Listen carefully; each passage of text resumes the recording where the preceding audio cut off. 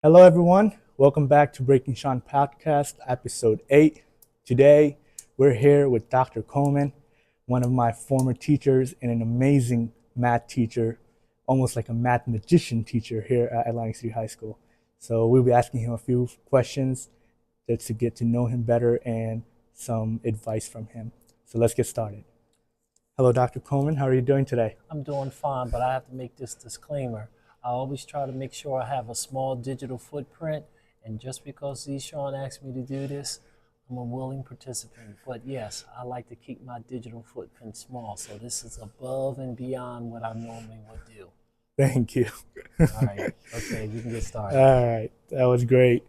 So, Dr. Coleman, I have some questions written down for you. So, I would ask you some of that. If you could just, first question is if you could just introduce yourself and tell me how long you've been in education field. Uh, well, I was born Don Telefero Coleman in Atlantic City, New Jersey, and I'm the proud son of Gwendolyn Warren McFadden Coleman and Edwin Steve Coleman. And I got into teaching because actually it was an expedited thing because I was a young parent when I was in college. I was 19 years old and I had my very first child. He was a son, and I hated college. Wow. And I had a couple of professors that told me that, Don, you'll be wasting your time if you drop out of college because you're going to ensure a better future for your child. You need this education. Yeah. So with that, I had a couple other professors also tell me that you want to do engineering and you want to get out of school quickly. And I said, yeah, I do. He said, then why don't you just major in pure math and make more engineers instead of just yourself? And I thought that was some really sound advice. So I took that, became a math major, and graduated college. Wow. And teaching was an actually an offset from that. So your initial question is, how did I came about yourself being a teacher? It's a quick but long story. It was the summer of 1987, 1988. I can't remember which one, but I think it was 87 where I was living at the time in Camden. They were looking for math teachers. And one of my friends was teaching at a school called Paul VI. I think it was Paul VI in Cherry Hill. And he said that they're looking for math teachers. So that summer I went into Camden Board of Ed with a pair of shorts on and a tank top. I wanted to pick up an application to be a math teacher. And a lady, I'll never forget, her name was Miss Christine Blake, walked past and said, young man, what are you doing here? I said, my friends told me that they were hiring math teachers and came to get an application. She said, did you graduate? I said, yeah, I graduated. What? She literally grabbed me by my wrist and led me into her office and hired me right there on the spot. Wow. And what year was that? I think thinking 87, but I think it was 88. It was Wow. 88. That's amazing. When you just get hired on the spot, On the that's spot. like that's a big deal. Well, since you did say that you had advice that your parent you should get a graduation degree, you should get a degree so that your child can look up to you. Yeah. Is that what really inspired you to become a teacher? No, well, like I said, inspired me becoming a teacher was really out of necessity. At that particular time, there was in the 80s, everybody was going to school to be engineers because that was like the cusp of computer, and everybody was into computer programming or going to school for business. I just went to college just to learn, and I liked math, and I Yeah. liked everything else. And as an aside, I just knew that I was going to be hired doing something. Yeah. I didn't have any indication of being a teacher and any of that, but I just had a couple of really decent professors and some friends that says, Don, you understand things really well and you can explain things well. Why don't you become a teacher? And Yeah. on a whim, I did it. I did at that time when I went into Camden. I didn't have any professional clothing. I Yeah. didn't own a suit. I Yeah. didn't have any of those things, and so I was going to borrow money from my mom to get a suit. Yeah. It really was. So, like I said, it was not initially what I wanted to do, but I would never ever do anything again. It was the best decision I could have made becoming a teacher and been doing it for so long. Almost 38, I will say, beginning my 38th 39th year. The reason why I said that because I did a year that I didn't get paid teaching, but I was mentoring. Oh wow. So I got about 39 years in teaching Wow. experience. That's amazing. Um, do you think your teaching style changed over the years? Oh, it had to because students' ability to learn has changed, and notwithstanding technology, it was just more transitioning to the changes in developing tests, students' interest, students' behavior. There's an amalgam of things Yeah. that has changed, and you just have to learn to adjust and adapt. And that was one of the things that my father told us in life. You're going to always have to adjust and adapt, no Yeah. matter what situation it was. And that's coming from a Marine. Amazing. You got great advice. You had great support. Did you have strong support back Oh there? yeah, I had a lot of support. I had well in Camden I had a lot of mentors, and they were veteran teachers. They were older teachers. They always told me, young man, don't let anything come between your ability to make money and stay in this profession. Nothing, nothing. And I've held on to that advice. And when I got recruited to come here, and it was pretty much a recruiter, was one of the older teachers who was then a vice principal. His name Mr. Beledge. Yeah, and Wow. he told me to come here to work, and then with all the other veteran teachers here and former teachers, they were really excited for me to come back and teach at the high school I graduated from. That's great. You graduated from here. You came 19 back class of here. 1982. Yeah. Wow, amazing. Some of the teachers that taught me was still here employed when I came on staff here. So it was a really good feeling. I was scared at first, Yeah, teaching with people who taught me, yeah. but they were telling me that it was really good for me to come back and be here and Did it teach. It was feel best. weird to be like, since you had the teachers before, now they're your colleagues. So did it feel weird to be, No, no, I was just scared. I was just like, you always wanted to make sure you were doing the right thing yeah, because, these were some veteran teachers and they knew their craft and they knew their content area. So you knew if you made a mistake or did something, you were on, you had to have everything right. And like I said, I had a lot of good mentorship. I had a lot of good teachers that really assisted me in my profession, becoming an excellent teacher. And it's a lot of things, a lot of little things, and that's it was amazing. good to come back to. That's great. Has there been any type of funny moment where a student has said or do something in your class? Oh God, you talking about over 38 years, over 38 years. There's so many, but one just stood out to me because these are high school students, and you also have to have some type of humor when you're teaching high school Yeah. students. But I remember there was an old McDonald's. This is funny, and I didn't know how to respond to it, and I don't want to say any names, but it did happen in the early 90s. And the reason why I can remember this so vividly because McDonald's, with all their food campaigns, they had the Big Mac, they had, what was it? Oh my God, what was it called?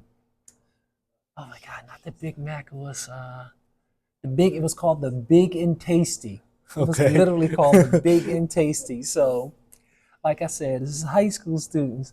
And I had this young lady say to me, Dr. Coleman, so and so is really being disrespectful. I'm like, what do you mean being like she was adamant? It's like he's like being so disrespectful. So I said, what did you say to make her so upset?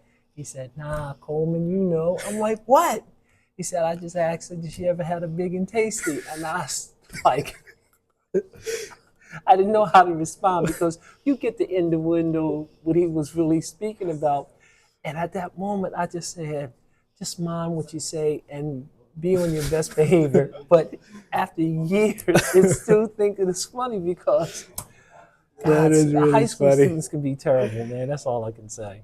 Wow, that was really funny, It was and stupid. never heard of anything like that. And it But was what if you go back and check out McDonald's campaign, Harvey, no copyright infringement, but to me it was hilarious. But you got to keep that in with a yeah, straight face because you don't want to be yeah, disrespectful to either student. yeah, But I never forgot that, and I still laugh for it because high school students. yeah. That's it, man. Wow. Well, since you teach algebra 2 trig and Yeah, for the geometry, past right? couple of years, I've been teaching Algebra 2 trig, but I've taught a few different classes here at the high school. But recently, I've been on geometry and Algebra 2 trig. Do you have a favorite unit or topic that you teach in either class? I just enjoy geometry, man. I mean, Algebra 2 is Algebra 2, Yeah, graphs, computation, but it's just something unique about geometry that I was always fascinated with. And the way I've been teaching geometry over the years is I was taught in college that geometry can be taught traditionally with a compass and straight edge. Every geometrical concept can be taught using straight edge in the traditional compass. And that's what I've been concentrating on. Even though it's obsolete and outdated, every concept can be taught through construction. And that's what I've been concentrating on. And plus, geometry is fun because you can have kids enjoy math from that aspect and not worry so much about the computation and the rigor yeah. because geometry is about shapes. Wow, amazing. Um, well, I had another question, but since you really just said it, I think that's your memorial. That's the best moment you had in your teaching career I mean, that there's makes you several, smile. but that's the one that really makes me smile because it was innocent and yet, immature at the same time. Yeah, And like I said, high school students keep you on your toes, man. And there's not a time or a year that I can't say that they have always kept you on your toes. And I think it's fun. Keeps you young, too. Did you ever teach middle school or elementary Oh, school? yeah. Oh my goodness. My first teaching certificate was in elementary school, and at that time, like I said, I was in Camden. I taught. Oh my goodness, I taught. It was a true junior high school, sixth, seventh, and eighth grade before they went to the Coleman school model where it was K through eighth. Yeah, But it was a true junior high, and it was interesting. Eighth graders, seventh graders is interesting, and I did one of my practicums at an elementary school. And one of the funny things that I knew I couldn't teach elementary school, and yeah. this is the reason why.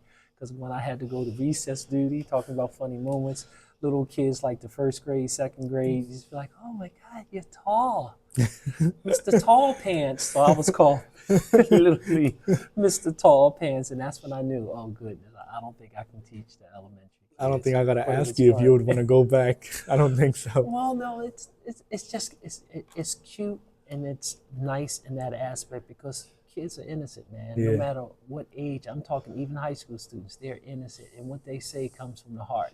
So yeah, it was interesting being down at the elementary level. Wow. What advice would you give to students who says I'm not good at math? Oh, I was told a long time ago by once again some veteran teachers and college professors that there is no myth to math. Math is no mystery. Like I said, I give a credit to a lot of my high school teachers, Miss McDonald, Mr. Arthur Babian, um, recently Mr. Ramsey, and he Yeah. was very influential to me. He's no longer with us; he passed, but and Mr. Kinney, Mr. Kinney. Those are my four high school math teachers, and Yeah. they always told me that math is easy. It's not a mystery, and if you would take your time, you can learn concepts. But it comes with time. It comes Yeah. with practice. You have to do your skills. You can't just. Very few students can do things on a whim. Yeah. You have to practice. You have to go over your concepts, and you have to recognize math because Yeah. it's like anything. You have to recognize math. Wow. Well, since you have a great long career, how has technology changed over the past years? How are you with technology even now?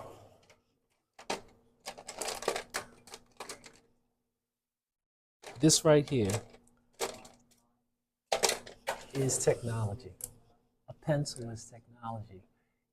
Before, there was a lead-based pencil, this is technology. So, Yeah. you had to write in quill. You probably had to write on papyrus. You got to learn this in world history and all. But you just have to change. You have to change your delivery. A math concept is a math concept.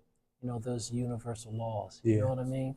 So it's more about the presentation and the delivery that may have changed, but the concepts haven't changed.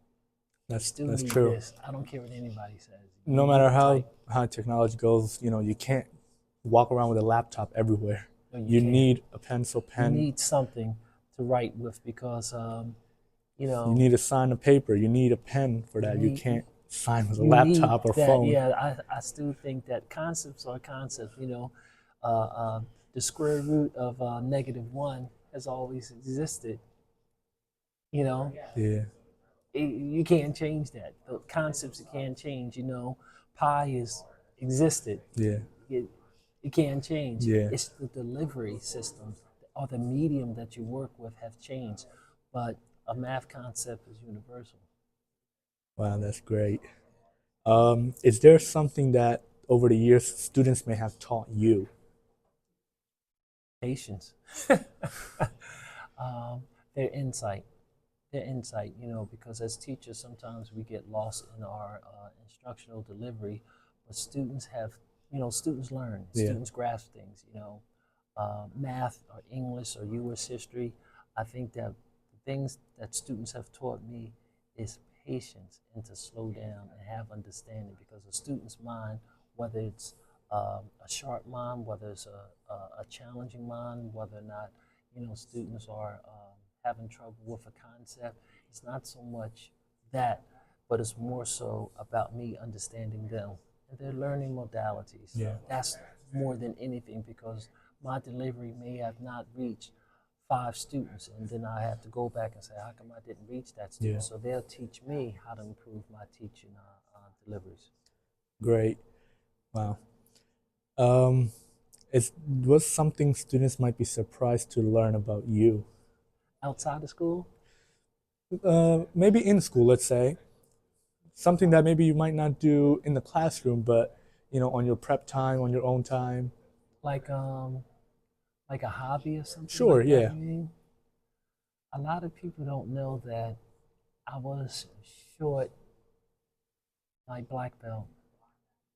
Yeah. Yeah, that I used to fight a lot, Wow. and to control that, my dad taught me martial arts when I was young, and that's how I broke my finger. And I broke my finger because I didn't listen to my sensei, because I thought I was Bruce Yeah. Lee, Yeah. and I broke my finger. And this is my example of not listening to my teacher. This broken finger. I mean, a teacher doesn't have to be an educator. No, It, I it, it don't. can be, Could be anyone. anything. That's right. Whoever you learn from, that's a teacher. And a lot of my students over the years don't know that.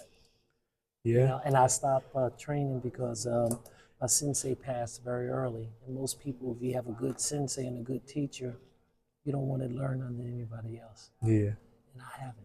And I've never reached my apex of that. So, Wow. Have you ever brought your belt to school to show it to your no, no, students? no, never, never. Because it's something that people don't know. And Yeah. I don't think they need to know. But since this question came Yeah. up and I'm Yeah, it's a here, personal, like, yeah, it's something that it shouldn't be shown to. It's not, it's a personal. You're it's learning for personal. yourself. Yes. Um, that's great. What do you enjoy outside of the classroom, outside of school? I like I like walking about nature. I like walking on a beach, going on the boardwalk, going on rides. When I say rides, I'm talking about in the vehicle, in the car, somewhere different. And I like to enjoy nature untouched and not walking around with pods in or listening to Yeah. something. I listen to nature. That's what I do. That's the most soothing aspect of what I do when I'm by myself. Wow. Since you are the only math algebra 2 trig teacher here, I'm pretty sure you have a little high number of students than regular classes. On top of that, you're teaching geometry. Is there something, sometimes things get challenging because you have many students? How do you keep yourself relaxed or, focused? Well, there's a lot of things. There used to be Algebra 2 Trig used to be split between a couple of teachers. And of course, it's not so much enrollment, it's just that interest may have dwindled. There used to be, I think, 6 sections of Algebra 2 Trig. Oh, Now wow. it's 4. Um, there's just a number of things that will lead to teachers liking a particular subject or being in a particular subject, but you Yeah. know, it's Great. not too much problems. Yeah. Sometimes the classes can be overwhelming with 30 students in the class, Yeah. and that's just a numbers game, whether or not it's numbers for students interested in class or the availability of math teachers covering all the subjects that needs to be taught. Yeah. It's just a numbers game. What do you think makes a great math student? Ability to persevere, to know when to stop, because I was that math student, and I see that in a lot of my students. I was that math student that if I had 20 problems to do, and if I was stuck on problem 10, I wouldn't go on. I'd be stuck on problem 10, and it'll wear with me Yeah. until I get it, and Yeah. it'll stop. It prevented me from doing problems 11 through 20 Yeah. because I was stuck on 10. Yeah. Because I didn't want. I mean, that's what some true math students want to do. They want to get that answer right then and there in order to move on.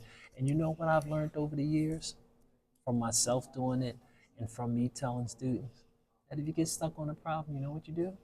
You go to the next one, and the first thing you do when you come to class the next day is to ask for the solution. Yeah. Raise your hand. Yeah. Because it's that simple. Yeah. There's nothing hard about that. And I had to learn that. And it took me years, years. When I say years, I mean years to break that habit of mine. Yeah. That I couldn't proceed to the next problem until I got that answer to the problem that stumped me. Instead of saying, I'll ask the teacher tomorrow that problem. And then I'll move on. Which Yeah. is dumb, which is, if you think about it, was so much waste of time. Yeah. Me trying to get the answer. And that was before Google search and AI and everything else. That Yeah. you can get the answer instantaneously. Yep. Yeah, that, nowadays technology is pretty high, well, Yeah. not that technology, but, and that Of is course. pretty too, Yeah. but, electronic, The electronic it's, technology is scary, man. yeah, It's scary. it is good at the same time, but then it does a lot of bad too sometimes. It's just, I It think just got to be used the right it way. has to be used the right way. And sometimes math is the long haul. It's not so much that instantaneous. Like I said, it's very difficult in today's arena and environment of education to have truthfulness Yeah. and honesty and academic integrity. Yeah. And that's at the professional level and at the student level. And I think it's going to be more of an ethics thing and a morality thing in what learning is going to be in the next few years. Because there has to be some academic honesty and integrity, because you have AI doing everything. Yeah. And then AI sometimes can lie, because we know that the programming can do that. Yeah. I mean, a human makes mistakes, and human is the one making it. And it's not always perfect. Right. If you weren't a math teacher, what other profession do you see yourself I doing? always wanted to build bridges. Yeah? I've always wanted to build bridges. It was in, like I always told my students, when you come to school, figure out your awe, figure out your wow, figure out what amazes you. And what amazes me, when I was younger, sitting on the boardwalk and watching those big cargo ships and fishing boats made out of steel Yeah. and iron, aluminum, carrying all that weight, can still stay afloat. Yeah. But you throw a penny in the water and it sinks. That amazed me. Just like an airplane in flight and in motion. Yeah. The lift, the thrust, what keeps an airplane aloft in the air. Yeah. Those are the physical things that amaze me, and I wanted to learn that. And that's one of the only reasons why I went to school, is to learn that. Wow. Yeah, that is pretty cool. It's interesting how the airplane, the more power it gets, it starts flying up. How can something like And that? to maintain that and to come back down. Yeah. And for a boat to float, all that is with the Bernoulli principles. You learn those things. But when I teach, I tell students, school is not about getting a job. Yeah. School is not that may be an outcome, but it's not the outcome. School is about learning about things. Yeah. About things. And you have to have that. What is your wow? What is your sense of awe? What amazes you? And then learn about it. If Yeah. it's drawing, being an artist and drawing three-dimensional objects on a two-dimensional, well, actually two-dimensional surface. To me, that's wild. You know, pottery, science, dance, you know, all those gymnastics, all those things is wish you wild. I can never do a backflip, never. Even if someone showed me, I can't, but I can appreciate someone who does. Yeah. You know, I can appreciate someone who can draw, someone who can make pottery, someone who can dance. You know, those are your wow. That's what school's supposed to be about. It's supposed to help you with your wow and your sense of awe, whatever it is. Wow. Yeah, that's really, amazing because sometimes I even wonder those cargo ships, they usually be on the surface. And to get them in the water, they release it. And, when they hit the water, why don't they just go in the water instead of why do they go back to balance? They They go float. they go back floating and balancing instead of It's just going on crazy. one side. Yep. Even though it's filled with a lot of stuff, A like lot a of stuff. tons of, weight. Yep. So that's pretty amazing. I always wondered that. Is what's a skill or lesson from a math teacher that you think everyone should learn no matter of their career? From math, oh my God. Basic estimation. Some people cannot estimate Yeah, whether it's spending money, project, like a tip, for instance. People still need to know what to do to get a tip. What you yeah, do is you just take whatever percent you want to give. If you want to give someone 10% tip, very easy. You just take, if it's the bill is $7, you want to give 10%.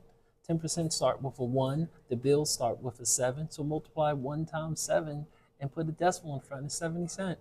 It's like simple things, basic simple math that people need to learn how to do. yeah, So when they go buy a house or buy a car or buy something that's really big expensive, estimate in your head, can I pay it? And can I pay it off without hurting anything else that I want to buy? It's really like general math skills. that's great. Um, well, this is one question of regular, and then we're gonna go to some fun questions after that. Okay. What advice would you like to give to new teachers that's starting out? Number one, you will get sick.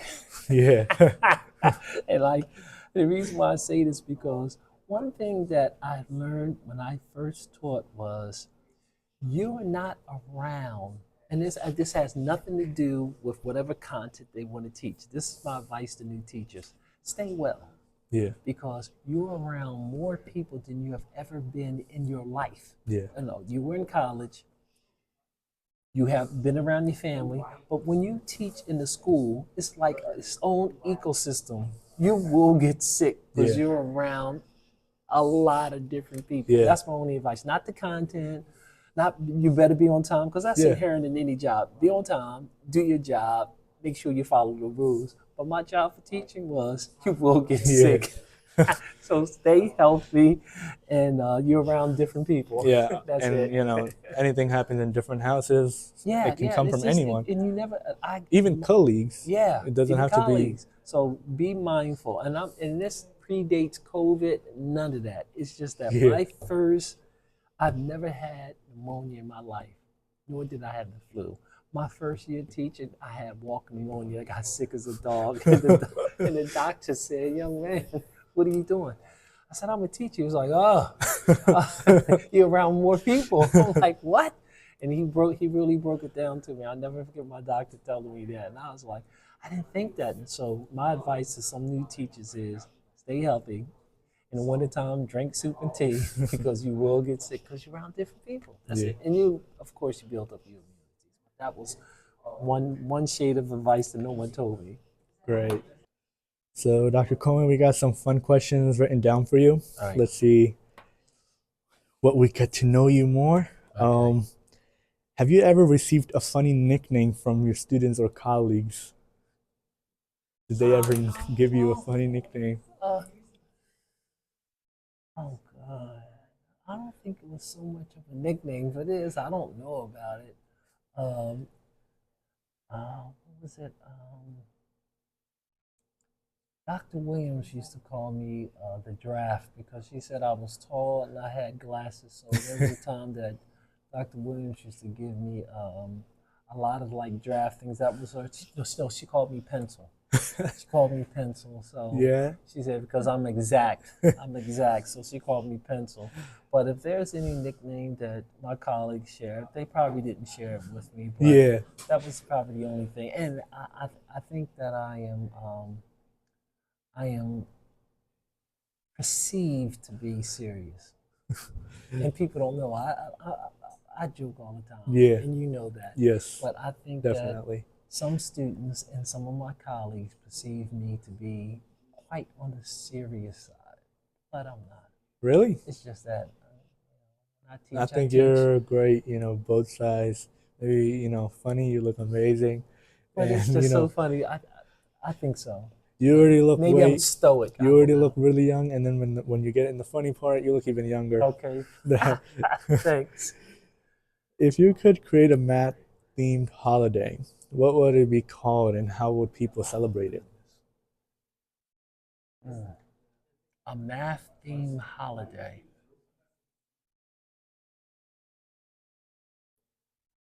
Mm. Well, I gotta be universal on that. I don't know. The only thing that came in my mind was Pythagoras. I probably call it,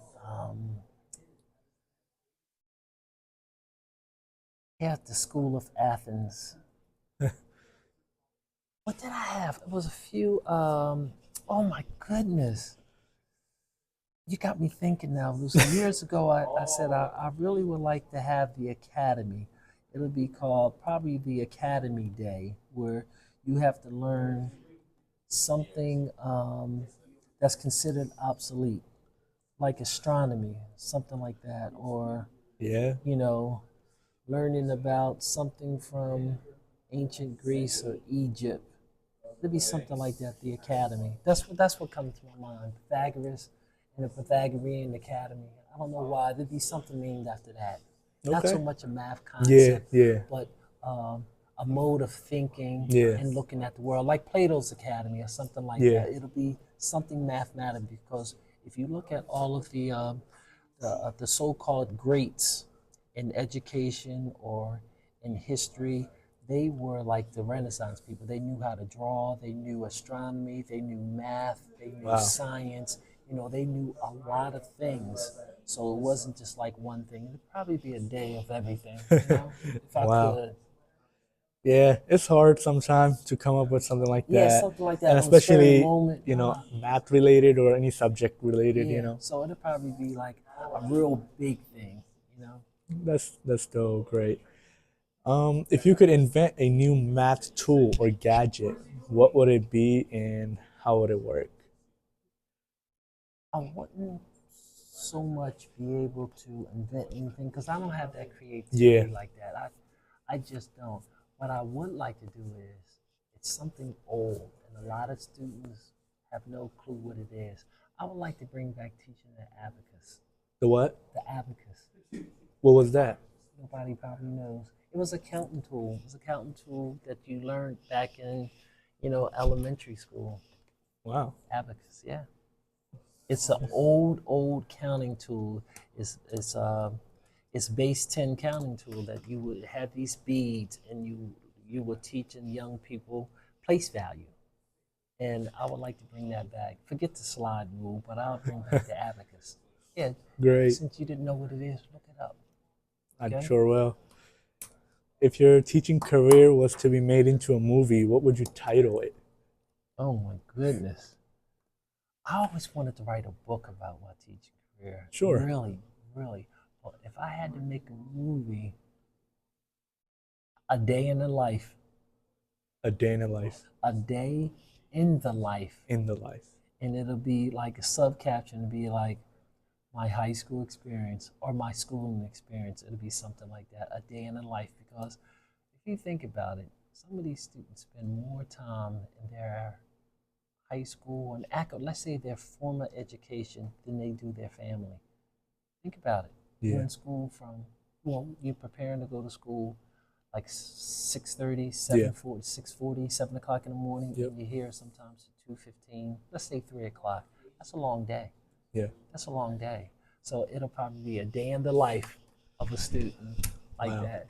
side slash teacher, and it'll go through everything. Yeah, because it's Wow. crazy.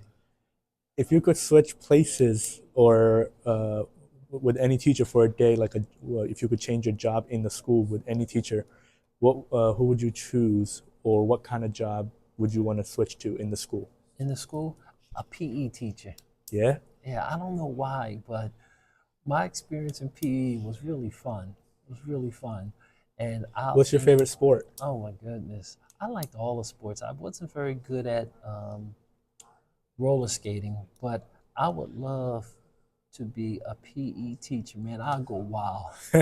It'll be like it'll be like recess for like that whole period, man. And I know that there's going to be some type of concepts or Yeah, mechanics and stuff you have to do. rules, all But that. man, I'll play dodgeball and just bust the students up. I'm like, today we playing dodgeball. They're like, what? I'm like, yeah, we playing dodgeball. And this is just bust students up, man, with the red ball and everything. A PE teacher for real. Wow. What's one non-math skill or hobby your students would be shocked to know that you're good at? Maybe let's say nowadays what students do. Is there something specific like that that you think you would be good at if you tried it out and you Well, would surprise your students? Well, first of all, my students know that I can't draw to save my life. I can make a mean stick person, right? I definitely can't draw, and it's sometimes amazing that someone who knows math and can't draw and knows geometry. I can't draw, Yeah. but what my students do know is that I was always like an English snob. Like in college, I hung around all the English people, the Yeah. English majors. I don't know, maybe because they had cute girls and all. I don't know, but I was just drawn to English. I don't know why. I love my English classes, and plus everybody knows that my vocabulary is just like crazy. I credit Miss Schreibman and all my other English teachers in high school, but I think I was like a I don't know when to use this term because it's an old term and it may be misplaced, but I was like an English hoe, Hoe. I really was because I got into the stories, I got into literature, and I got into vocabulary. So if people don't know, I won't say I'll be a good English teacher, but Yeah. I think you would be a good English teacher too. I can break down a novel. I can break down a text. I can break down You a book. definitely. I can break down a sentence. Yeah. I know what a predicate is. Now I was teasing. But no, I think most people would be surprised that I could probably be a good English person Yeah. per se. I think you can do it. Probably science too, but I think more so English because Yeah. I just hung around. Yeah. English majors. I don't know. Wow, amazing. I didn't know that. Well, good to know. Yeah. If you had a superpower to use at the school, what would you want to use and why? Oh, of course, invisibility, man. Come on. Oh God, there was a couple of oh man, a couple of good powers I would like to have. And number one to probably be to go real fast. Yeah. Not to jump high, maybe to fly because fly, but I think invisibility. I'll get into trouble with invisibility, man. Yeah. Because you'll just be anywhere like, oh, I didn't know that happened. Like, oh, I didn't know that happened. But now I think the superpower would definitely be invisibility, man. Wow, amazing. Well, this brings us to the last question, Dr. Coleman. All right. And it's I would like to get some advice from you for me and for other students for our future after high school. What should we be prepared for? What kind of outcomes or challenges? In my lifetime, and a lot of people won't know that, I work with my hands a whole lot. If you look at a man's hands or a person's hands, and they got a lot of scars and knuckles and callus, that shows you that they did a lot of different jobs. Yeah. I advise all the young people out there now to be a jack of all trades. Learn a lot of things so you can keep yourself marketable. I don't care what it is. I don't care if it's working in a restaurant, shucking clams, or working on a construction site. Keep your mind open because your lifetime, you will probably experience, you and young people like yourself, and even current college people, and even people a generation younger than me, they will not be in a long time job. I've been a teacher for almost 38 years. Of course, I did other things on the side, but my profession has been a teacher for 38 years. Your profession may change 5 times in your Yeah. whole professional Yeah. career. Just make sure you guys adjust and adapt. Keep yourself marketable. Keep yourself able to move between jobs and be able to just adjust and adapt, because I doubt very seriously you will be in the job, one job, for 38 years in your professional career. So Thank you you. make sure you know and learn a lot of things, be it whatever it is. Yeah. Make yourself marketable so you can keep yourself employed and sustainable for your lifestyle. Don't ever forget that. That's an amazing advice. Thank you so much, Dr. Coleman. Okay? That was great, and I really appreciate you giving me your time No, I today. appreciate you This asking me. this brings us to the end. Okay. Thank you very much for your time and giving me your personal time and you're after school right now. I Maybe appreciate it. you had stuff to do, but you gave me your time, so I really appreciate it. That will do it for this episode, everyone. We have other great staff and teachers that are we are going to be interviewing next. Until then, stay curious, stay kind, and have an amazing day.